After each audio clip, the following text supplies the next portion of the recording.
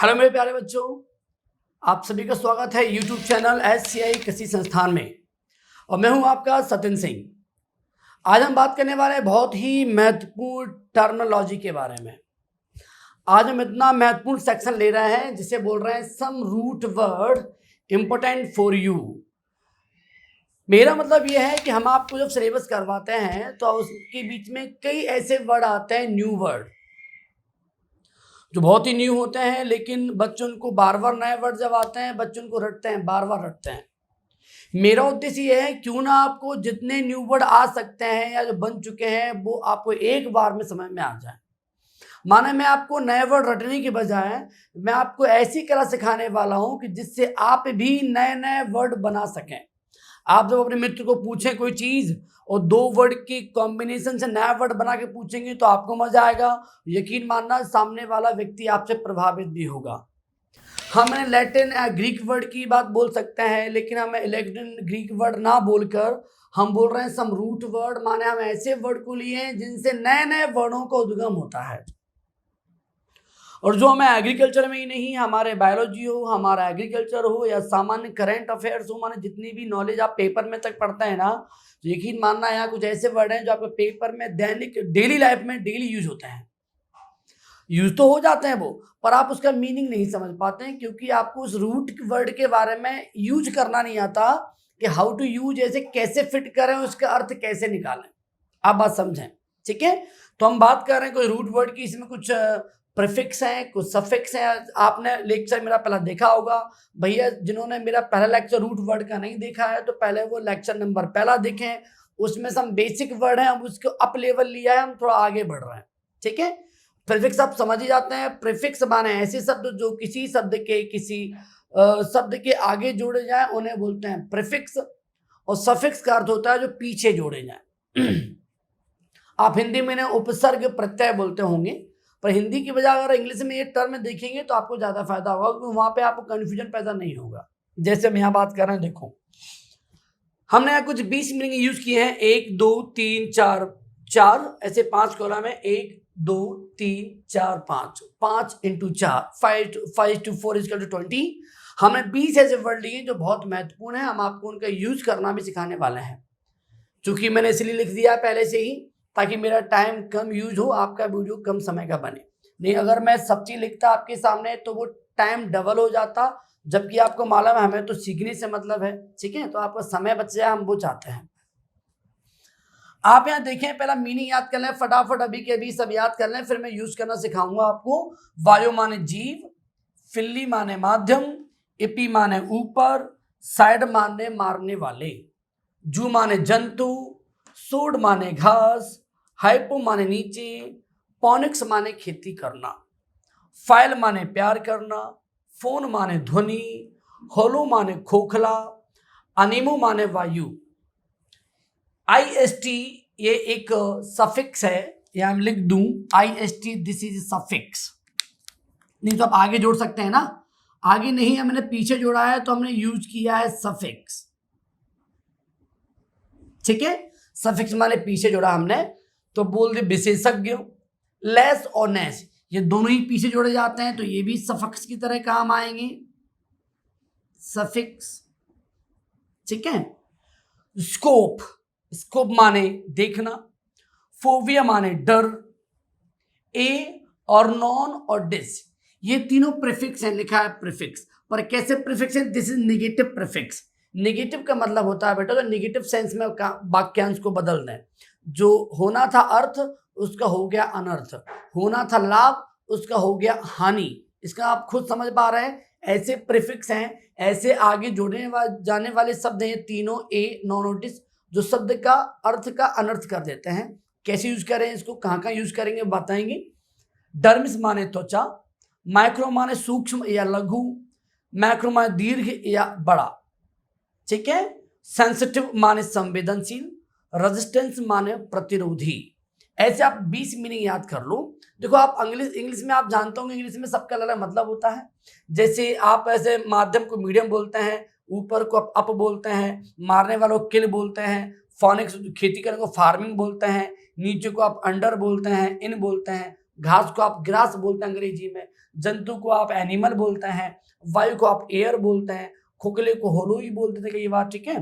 ध्वनि को आप साउंड बोल देते हैं, प्यार करने को टू लव लव बोल देते हैं आप, डर को आप थोड़ा फोबिया डर या थोड़ा परेशानी बोल सकते हैं, स्कोप देखना दिनों सीइंग सी बोल सकते हैं, कम को आप कम शॉर्ट बोल सकते हैं, अधिकता को आप रिचनेस बोल सकते हैं रिच, और विशेषक को IST बोलेंगे खेल, और उसके बाद त्वचा को आप स्किन बोल देते हैं, छोटे बड़े को आप शॉर्ट एंड लॉन्ग बोल सकते हैं, ठीक है। तो अंग्रेजी में आप तो इनको जानते होंगे, पर अंग्रेजी से हमें काम इसलिए नहीं चलता, जो साइंस में जो वर्ड यूज होंगे वो इंग्लिश को लेके नहीं बनते, वो हमें या तो हम संस्कृत लैंग्वेज से कुछ टर्म लिए गए हैं, कुछ लैटिन से लिए गए हैं, कुछ ग्रीक से लिए गए हैं, और इन टर्म को मिला मिला के नए टर्म बनते हैं। बहुत बड़ी कला है, एक बार आपको आ जाएगी, यकीन मानना आपको पढ़ने में मजा आएगा। आप जब आप कोई सेंटेंस पढ़ रहे होंगे ना, तो कई बार तो आपको इतना आपकी मेहनत बच जाएगी। आप जब सेंटेंस पढ़ रहे थे, आपने जब कला आपको कला आ गई बनाने की, तो आपको 2 पेज आप बहुत कम टाइम में पढ़ सकते हैं, रिवाइज भी जल्दी कर सकते हैं। तो ये सिलेबस का आप जो पढ़ रहे हैं, जो तैयारी कर रहे हैं, कोई भी एग्जाम हो, एग्जाम फिर चाहे कोई भी हो, आपको इन वर्ड पे कमांड आनी चाहिए। तो मैं इसके 4 से 5 वीडियो बना रहा हूँ, एक वीडियो बना चुका हूँ, जो सेकंड वीडियो है, ऐसे आपको 2-3 वीडियो और मिल जाएंगे। अगर आप इतना भी कर लिए ना, तो आपको एक कॉन्फिडेंस पैदा हो जाएगा, वर्ड बनाने की आपको कला आ जाएगी, ठीक है। हम सबको बात कर रहे हैं इनको यूज कैसे किया है, इनको यूज करते कैसे हैं, ठीक है बेटा। चलो, जैसे मैंने पहला वर्ड लिया वायु या जीव, तो आज के बाद आप वायु माने जीव यहां नहीं यूज करना, कहीं भी आ जाए। मैंने कुछ शब्द यहां लिखे हैं, 2 शब्द नहीं होते, हजारों शब्द होते हैं। जैसे मैं बात करता हूं कि बायोलॉजी, आप सब जानते हैं बायोलॉजी शब्द है कि नहीं है। अब देखो बायोलॉजी, अब आपको इसका मीनिंग बताना था बिना कुछ किए, तो सेंस हमने कल वीडियो देखा, लॉजी माने अध्ययन करना, विज्ञान। अगर वायु माने अगर आपको याद हो जाता है मीनिंग के तौर पे, वायु माने जीव, तो आप अपने मन से बता देते जीव विज्ञान, और फिर परिभाषा भी अपने आप बता देते, ऐसा विज्ञान जिसमें जीवों का अध्ययन करते हैं। कितना आसान हो जाता, सोचिए। बच्चे लोग रटते हैं ये विज्ञान की शाखा है, इसमें जीवों का अध्ययन करते हैं, और वगैरह वगैरह। सोचिए अगर उन्हें ये वर्ड मालूम पड़ जाए, वर्ड बनते कैसे हैं, तो उन्हें कितनी मदद हो सकती है। जैसे सोचो उसने बायोलॉजी याद कर लिया, और इन फ्यूचर में नया शब्द आ गया बायोस्फीयर क्या है, तो फिर से उसे याद करना पड़ेगा ना, क्यों उसने एक कला सीखी नहीं है। फिर से वो डिक्शनरी में देखेगा what is meaning of biosphere, इसका अर्थ क्या है, डेफिनेशन क्या है। अरे क्यों याद करना, स्फीयर माने होता है मंडल। देखो ये तो मीनिंग में इसलिए टिक नहीं किया, गोल नहीं किया, आप कल पढ़ चुके हैं। ये नया वर्ड आ गया स्फीयर। स्फीयर बेटा माने होता है मंडल, और वायु माने तो आप सीख ही चुके हैं, वायु माने क्या होता है, जीव। तो क्या मतलब होगा, तो जीव मंडल अपने आप आगे नहीं आ गया। देखो आप खुद देखो, ऐसे आपने बोला कि बायोलॉजी ऐसे बन गया, ऐसे इसका मीनिंग बताना पड़े, तो वायु माने जीव, स्फीयर माने मंडल, तो आप बोल सकते हैं ऐसा मंडल जो किससे घिरा हो, जीवों से। आपको डेफिनेशन क्यों याद करनी है बताइए आप, जब आपको मालूम है कि हम शब्द बना सकते हैं तो बनाइए ना। अब ये देखो, जैसे मैं इसकी बात करूं, फिल्ली, फिल्ली माने बेटा होता है माध्यम, ठीक है। अब इसकी बात कर लेते हैं। अब आपको मालूम फिल्ली माने माध्यम होता है, मैं नया शब्द बना रहा हूं ना, हाइड्रोफिल्ली। आपको हाइड्रो का मतलब मालूम है, हाइड्रो माने पानी था, अपन कल पढ़ ही चुके हैं। जो नहीं पढ़े क्लास भैया प्लीज पहले वो क्लास पहली ले लें, तब सेकंड लेंगे तो ज्यादा मजा आएगा। नहीं तो मैं बोलूंगा पढ़ चुके हैं, आपको पढ़े नहीं है आप, तो आपको तकलीफ हो सकती है, ठीक है। तो हाइड्रो माने पानी, और फिल्ली माने माध्यम। तो माने जब माध्यम कौन हो, पानी, तो हम क्या बोल सकते हैं, पानी द्वारा। एक नया शब्द बन सकता है क्या बताओ। अब ये कहाँ काम आएगा, जैसे पेपर में आया कि कोई प्लांट है, उसमें पॉलिनेशन माने परागण पानी द्वारा होता है, ये आपको मालूम था, इसमें पानी द्वारा होता है। अब अगर वो सिंपल पूछता बताओ इसमें परागण होता है पानी द्वारा, हवा द्वारा, जंतु द्वारा, तो आप तो टिक कर देते पानी द्वारा, पर वो घुमा सकता है, वहां आपको बोल सकता है हाइड्रोफिली, एनिमोफिली, जूफिली। तो जब ऐसे वर्ड देगा तो आपको वहां सेंस लगाना पड़ेगा, अरे ये क्या दे दिया, तो हाइड्रो माने पानी, फिली माने द्वारा या माध्यम। तो हम बोल सकते हैं अगर पानी द्वारा परागण हो रहा है तो दिस इज हाइड्रोफिली। फिली माने द्वारा, एनिमो माने वायु, तो इसमें क्या होगा, वायु द्वारा। आपको मालूम था कि प्याज में या किसी पालक में ये होता है किसके द्वारा, ऐसे वायु द्वारा होता है परागण। तो आपको मालूम तो है वायु द्वारा होता है, पर आपको वायु द्वारा ऐसे काम नहीं चलेगा, आपको याद होना चाहिए एनिमोफिली। वो एनिमो भी आपको रटना नहीं है, आपको मालूम पड़ेगा ना, एनिमो माने वायु, फिली माने द्वारा। तो अगर वायु द्वारा परागण हो रहा है तो दिस इज ए एनिमोफिली। ठीक है, हमने क्या सीखा, हमने मीनिंग याद कर ली। देखो यहाँ लिखा एनिमो माने वायु, तो हमने एनिमो याद कर लिया, फिली हमको आता ही है, एनिमोफिली आपको याद हो गया। क्या दिक्कत थी याद करने में, आपको बताइए जरा थोड़ा। जैसे ए लिखा एपी माने ऊपर, अब सुनो एपी माने ऊपर, हमने की मीनिंग याद किया डर्मिस। देखो डर्मिस माने त्वचा है कि नहीं, अभी फटाफट याद कर लेते हैं। अब यहाँ देखो एपी ऊपर, अब एक क्वेश्चन के भी आगे सोचिए, ऐसे यहाँ क्वेश्चन देखो एपी डर्मिस, तो डर्मिस माने त्वचा, एपी माने ऊपर, तो क्या होगा मतलब त्वचा के ऊपर। वो सेंस आपको ऐसे बता रहा है, ऐसे वो ये बोला, ये इसकी मैंने हाथ में पड़ी दिस इज ए, तो आप बोले दिस इज ए एपिडर्मिस, जो दिख रही ना आपको ये, इसके नीचे जो लेयर है this is A hypodermis, hypo माने नीचे। आप बताओ मैंने ये मार्कर कहाँ रखा है, एपिडर्मिस में रखा है कि हाइपोडर्मिस में रखा है। तो आप बोले सर एपिडर्मिस माने जो ऊपर है उसके ऊपर रखा हमने मार्कर, तो दिस इज एपिडर्मिस। एपी माने ऊपर, त्वचा के ऊपर या बाहरी त्वचा, हम बाहर भी बोल सकते हैं, बाहर माने ऊपर होता है ना, हम इसको बोल सकते हैं बाहरी या त्वचा के ऊपर या बाहरी त्वचा। क्या दिक्कत थी बताइए। अगर मीनिंग अगर आपको याद होती, आपको वर्ड में कमांड मालूम होती, तो आपको उसका सेंस दिखते ही समय में आता, आपको उसकी टर्मिनोलॉजी में अंदर जाके डेफिनेशन ही याद करनी पड़ती है। जैसे मैंने बोला इपीजियल, ऐसे आपने बोला फसलों में देखो दो टाइप के अंकुरण होते हैं, या तो हाइपोजियल या इपीजियल। अब आपको मालूम तो है कि इस फसल में अंकुरण होता है इपीजियल, कई तरह की फसल में अपन पढ़ते हैं कौन सा अंकुरण होता है, इपीजियल क्या हाइपोजियल। अब जो इपी मान ऊपर आपको मालूम है, आपको जीएल अगर और मालूम होता तो ये सेंटेंस कितना इजी हो जाता। देखो नया मीनिंग है, जीएल माने होता है बेटा भूमि।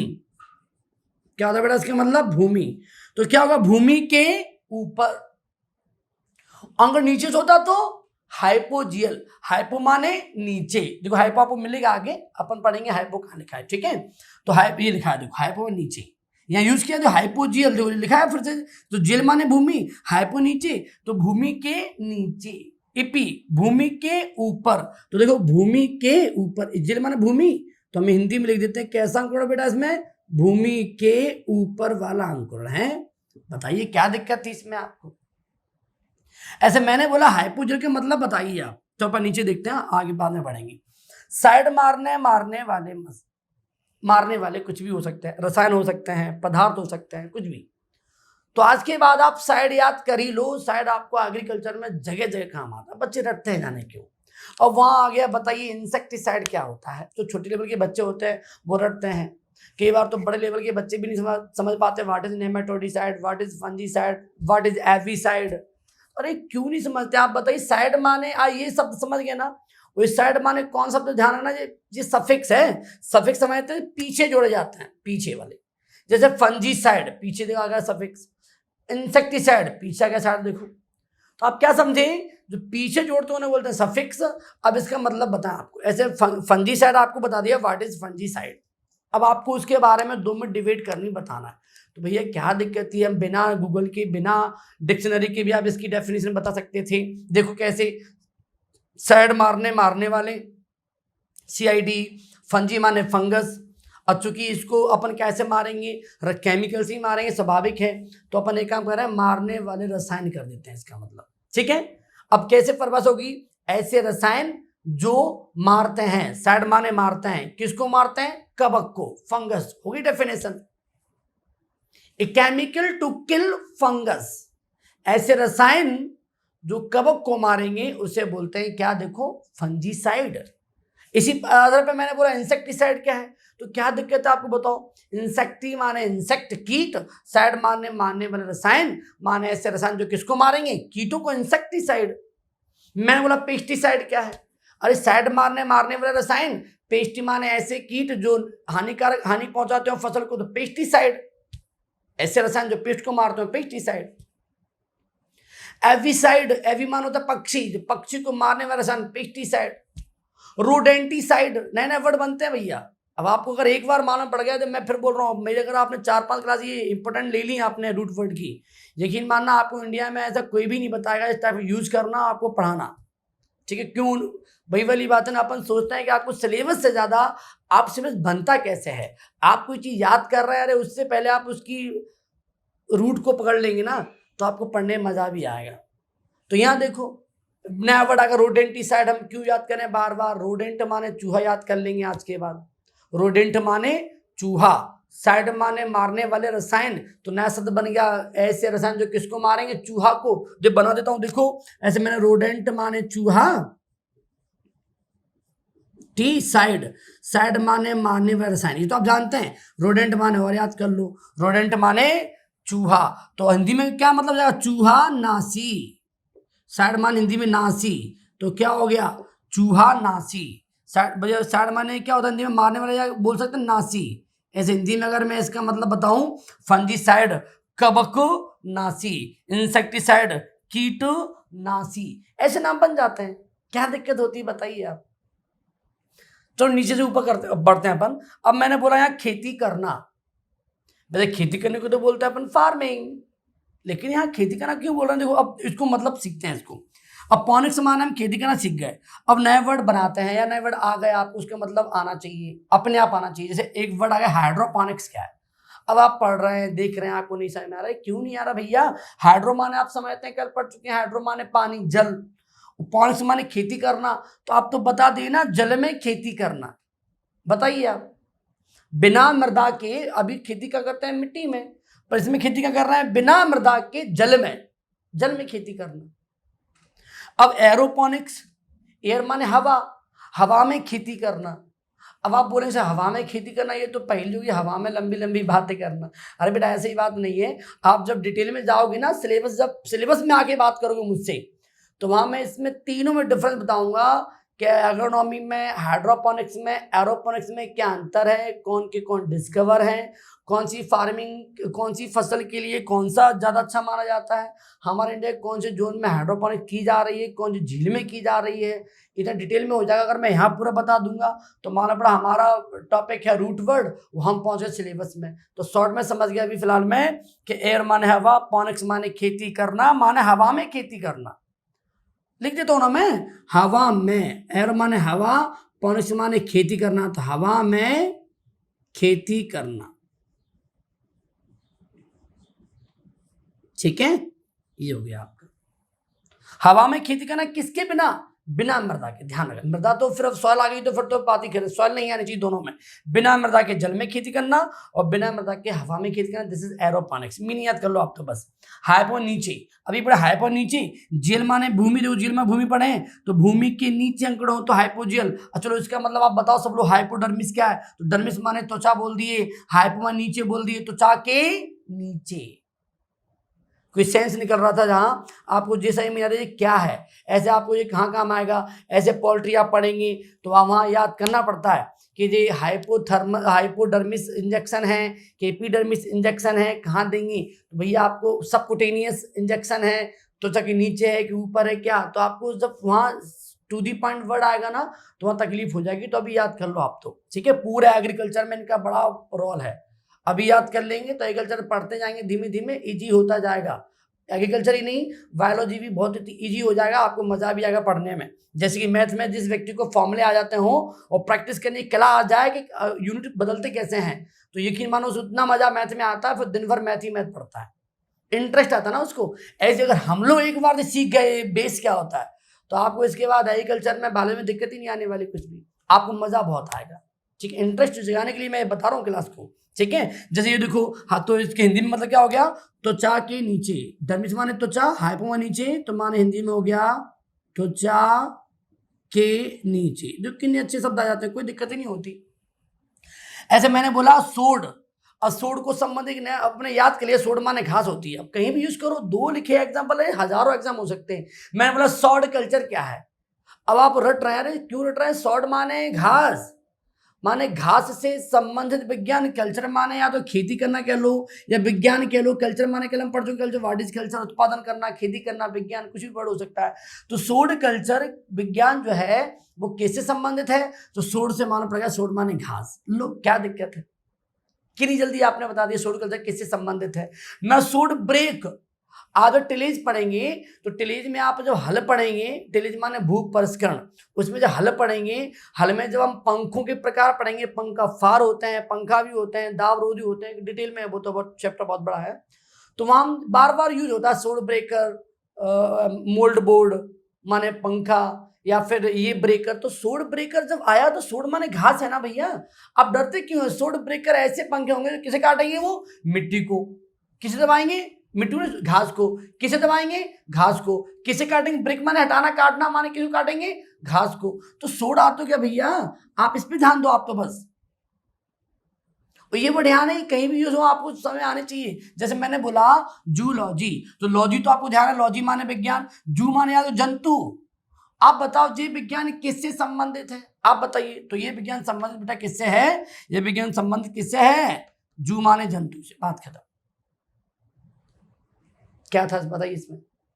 अब आप बच्चे रटते हैं जूलॉजी क्या है, अरे बॉटनी क्या है, अरे क्या रटना भैया। जू माने जंतु, तो पौधे को बोलते हैं फाइटो। कल अपन याद करो, फाइटो माने पौधा और जंतु माने जू, जो लैटिन ग्रीक वर्ड है, ठीक है। तो जू माने जंतु, लॉजी माने विज्ञान, हमने हिंदी में किया जंतु विज्ञान, परिभाषा बना दी। ऐसा विज्ञान जिसमें जंतुओं का अध्ययन करता है उसे बोलते हैं जूलॉजी। क्या दिक्कत है बताइए, बताने। What is अनीमो? अनीमो माने वायु। याद कर लिया, अब कुछ भी हो आप तो टेंशन नहीं होनी चाहिए। जैसे उन्होंने बोला एनोमा फिल्ली क्या है, तो फिल्ली दैट इज ए माध्यम द्वारा, अनीमो ने वायु, तो किसके द्वारा? वायु द्वारा। बस क्या दिक्कत थी बताओ इसको समझने में, कि आपको मालूम पड़ गया ना, फिली माने द्वारा, माध्यम वायु माने, अनीमो माने वायु। ऐसे मैंने बोला अनीमोमीटर क्या है, इसका मतलब बताओ। मीटर माने होता है बेटा मापी। देखो मीटर माने क्या होता है, पढ़ चुके हैं अपन। मीटर माने मापी, अनी माने वायु। तो ये क्या मापेगा? वायु मापी। अब वायु में क्या मापेगा? वायु की दिशा मापेगा, कि वायु की गति मापेगा, मोमेंट मापेगा, स्पीड मापेगा, क्या मापेगा?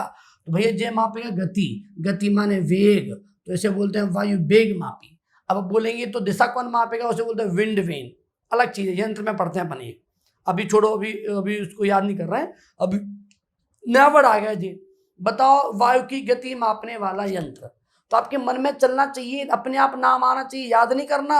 वायु की गति मापने वाला, वायु माने अनीमो, हमें याद होना चाहिए। जैसे एयर माने वायु मालूम है, आज के बाद एनीमो माने वायु याद करो। और यंत्र है तो यंत्र मापता है, तो मापने को बोलते हैं मीटर। तो आपको एक झटके में आता अनीमोमीटर। क्यों याद करना बताइए आप?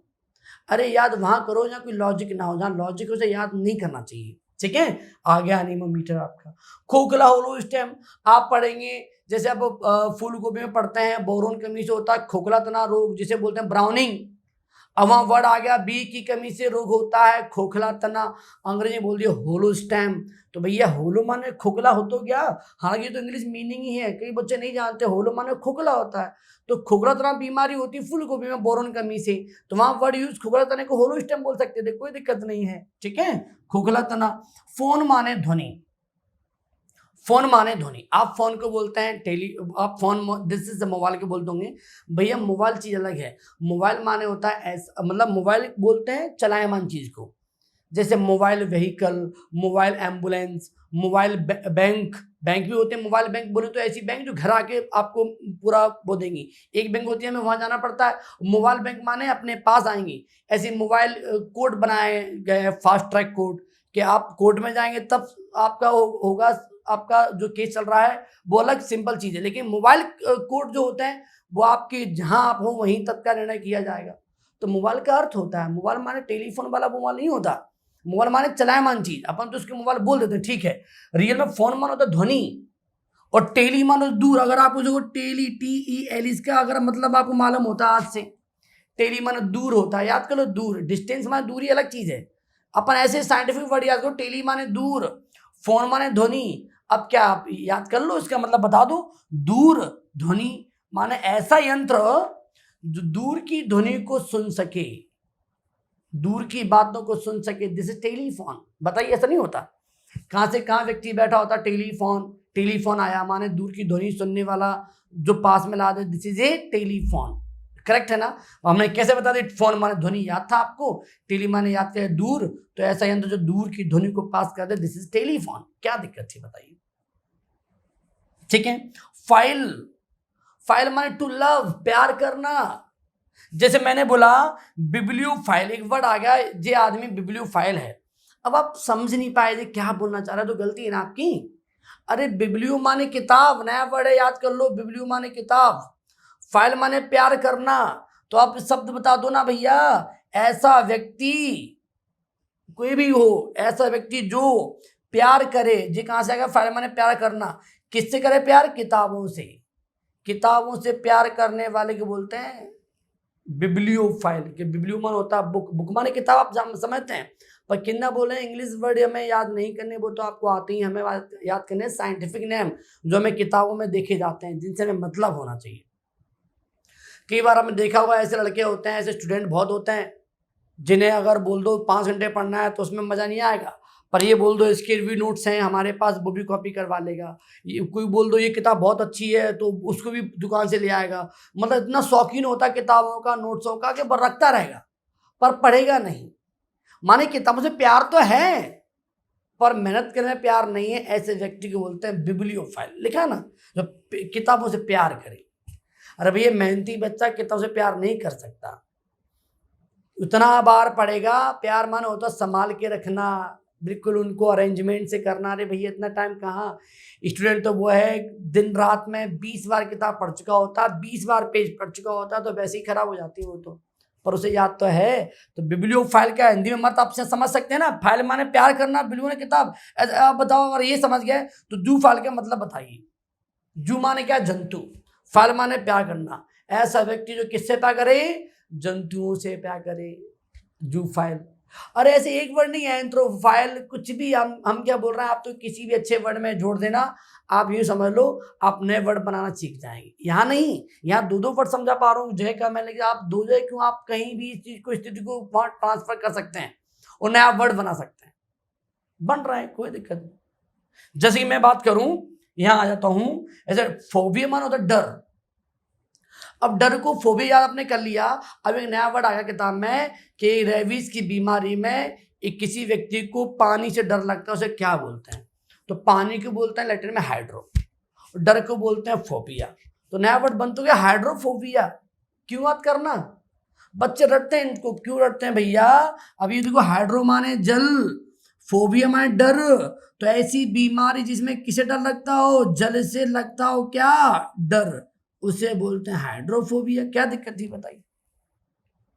बिब्लियोफोबिया, अभी आप पढ़े, बिब्लियो माने किताब, फोबिया माने डर। ऐसा भी होता है बहुत से लोग को डर लगता है, अनेक बोल दो भैया नोट से पढ़ना है, बुखार आ जाएगा उनको, कि ऐसे भी होता है। तो बिब्लियोफोबिया माने डर, किससे डर? किताबों से डर। अब हम बात कर रहे हैं स्कोप के बारे में। इसको वो कैसे यूज करना है देखिए आप। मैंने बोला स्कोप माने देखना। अब मैं इसको कहाँ कहाँ यूज कर सकता हूँ, आपकी इच्छा। मैंने दो लिखे हैं, आप कई जगह से यूज कर सकते हैं। कैसे देखिए, ऐसे मैंने वर्ड यूज किया टेलीस्कोप। क्या है? तो टेली मान होता है दूर, स्कोप माने देखना। अब आप बोल सकते हैं ना, दूर देखना माने एक ऐसा यंत्र जो दूर की वस्तु को भी दिखा सके। टेलीस्कोप नहीं दिखा आपने? आप जब टेलीस्कोप से देखते हैं, जैसे आप टेलीस्कोप बोलते हैं तो उसका मतलब आप नाम से ही मालूम पड़ रहा है, स्कोप माने देखना, टेली माने दूर। तो इससे क्या दिख रहे हैं आप? स्कोप कर रहे हैं ना, वो भी कौन सा स्कोप? टेलीस्कोप माने दूर की चीज को देख रहे हैं, तो क्या नाम हो गया? टेलीस्कोप। भाई ऐसे ही माइक्रोस्कोप के बारे में बता सकते हैं ना। अरे भैया जब टेलीस्कोप मालूम पड़ गया तो इसको यूज कर लो। माइक्रो माने जो सूक्ष्म होता है, छोटा, स्कोप माने देखना।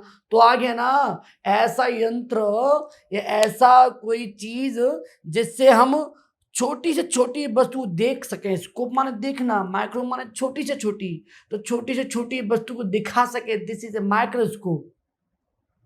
सोचिए कितने कहाँ कहाँ यूज कर सकते हैं इन चीजों को। जैसे मैंने बोला लेस और नेस का फंडा क्या है, जो बहुत बड़ा काम आता है। बच्चे लोग कंफ्यूज हो जाते हैं, जो लेस पूछ रहा है कि नेस, और देख के भी अनदेखा कर देते हैं बच्चे। जैसे मैं आपको एग्जांपल दूं, एक क्वेश्चन आया हुआ था कि बताओ भैया बसा का रंग क्या होता है। तो अपन सब जानते थे जो फैट होता है दूध में, उस फैट का कोई अलग से कलर नहीं होता। कलर गाय का दूध का रंग पीला कैरोटीन की वजह से, भैंस का दूध का रंग सफेद केसिन की वजह से। पर ये कहीं नहीं लिखा होता कि बसा की वजह से या बसा के रंग की वजह से दूध पीला होता हो, क्यों रियल में फैट होती है कलरलेस।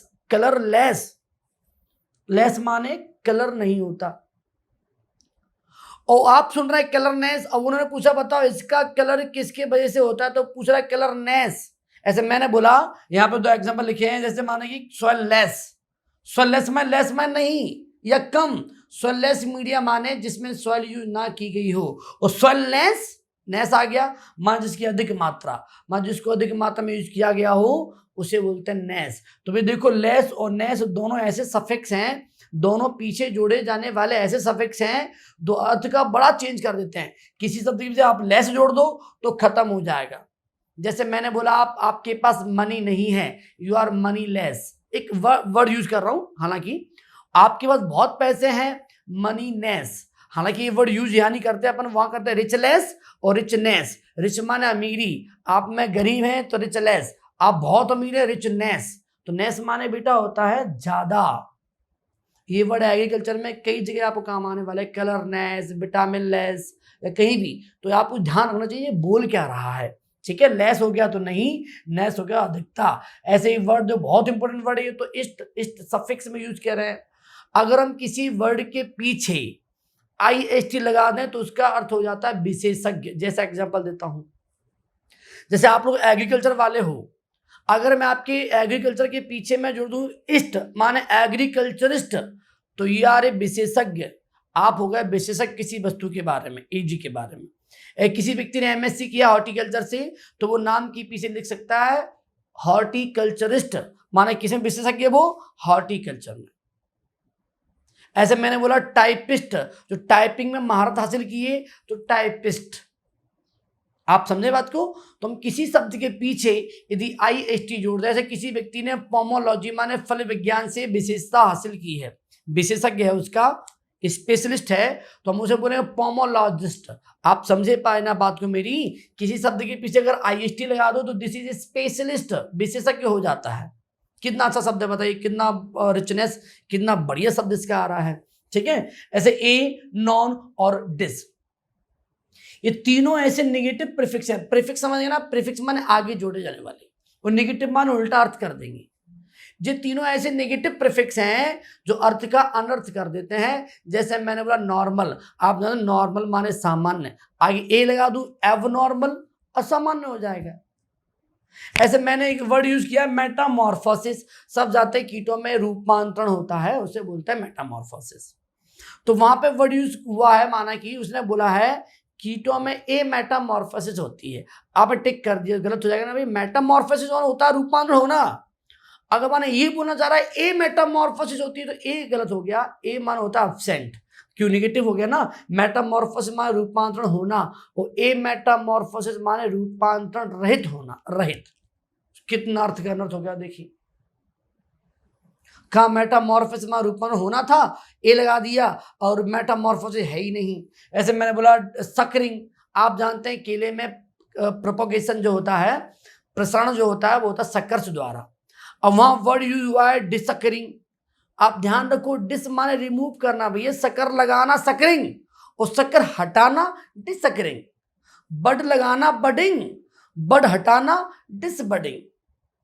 सूट माने प्रोरो लगाना सूटिंग, और डिसूट प्रोरो हटाना डिसूटिंग।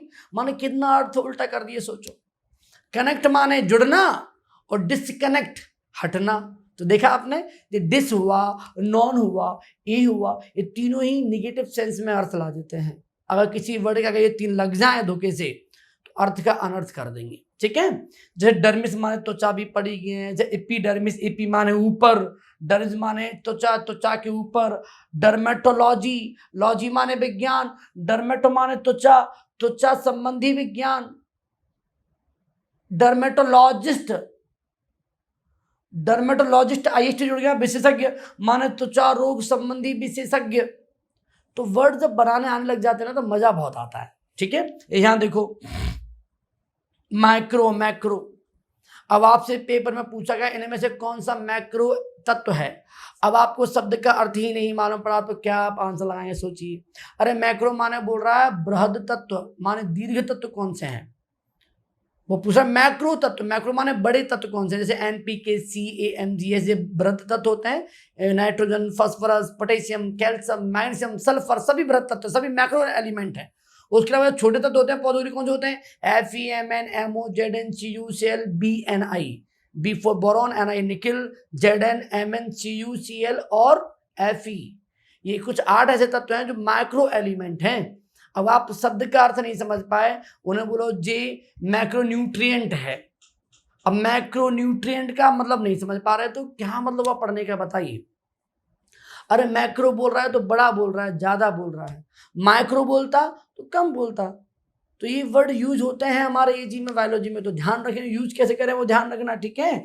सेंसिटिव एंड रेजिस्टेंस बहुत बड़ी यूज होते हैं, बच्चे हमेशा कंफ्यूज रहते हैं। भैया सेंसिटिव वर्ड आ जाए किसी चीज को लेके तो सेंसिटिव मान होता संवेदनशील, उस संवेदनशील का मतलब होता ज्यादा प्रभाव होगा, जल्दी प्रभाव होगा। ऐसे मैंने बोला कि चना, मटर या गेहूं ये फसल पाले के प्रति संवेदनशील हैं, माने अगर पाला पड़ा, अगर तुषार पड़ा तो ये फसल खराब हो जाएंगी जल्दी, मतलब उनका असर जल्दी आ जाएगा, जल्दी असर हो जाए। जिनमें कम में असर हो जाए, झेल नहीं पाए उस चीज को, उसे बोलते हैं सेंसिटिव। सेंसिटिव क्रॉप है तुषार के प्रति, गेहूं, चना, मटर आदि। लेकिन अगर मैं ऐसे बोल दूं जे फसल सहन कर लेंगी, इन्हें तुषार का फर्क नहीं पड़ेगा, पड़ने पर कुछ दिक्कत नहीं होगी, वे होती रेजिस्टेंट। तो ये वर्ड यहां नहीं, ये रोग में कई बार पढ़ते हैं, ये वैरायटी, ये कल्टीवर, ये स्पीसीज इस बीमारी के प्रति रेजिस्टेंट है, माने इसमें ये बीमारी, इसका मतलब रेजिस्टेंट का मतलब निकला इसमें ये बीमारी अब नहीं होगी। अगर मैं बोलता सेंसिटिव है तो इसका मतलब इसमें ये बीमारी जल्दी होगी, इसमें इस बीमारी से बचाने के तरीके ढूंढने पड़ेंगे क्योंकि ये सेंसिटिव है इसलिए, ठीक है। तो सेंसिटिव, रेजिस्टेंट के अलावा हमने देखो लग तो आपको 20 वर्ड रहे हैं, पर 20 वर्ड के अलावा हमने इतने शब्द सीख लिए हैं, अगर एक वर्ड से आप 10 शब्द भी बना सके तो 20 × 10 इसके लिए 200, 200 ऐसे शब्द सीखे हैं। मिनिमम बोल रहा हूँ, मिनिमम, इनको बना बना के आप एक शब्द से 100 बना सकते हैं कहने को, मिनिमम 10 लेके चल रहा हूँ, फिर भी 200 आप ऐसे शब्द आज सीख गए हैं जो बिना रटे, बिना टेंशन के आप जिंदगी में कहीं भी कैसे भी यूज हो जाएगा, आप उसे बता सकते हैं। ये सबसे अच्छी बात है। बार बार रट रहे हैं फिर उसको भूल रहे हैं, उससे बढ़िया तो पढ़ना बेकार है। फिर अगर आप अच्छे टीचर के साथ पढ़ रहे हैं तो भैया उसको नॉलेज को एक्सेप्ट करना सीखें, उसकी बात का अनुसरण करें, फॉलो करें। उम्मीद करता हूं आपको ये क्लास बहुत अच्छी लगी होगी बेटा। प्लीज अगर अच्छी लगी हो तो लाइक, कमेंट के साथ साथ अपने दोस्तों को भी वीडियो जरूर शेयर किया करें।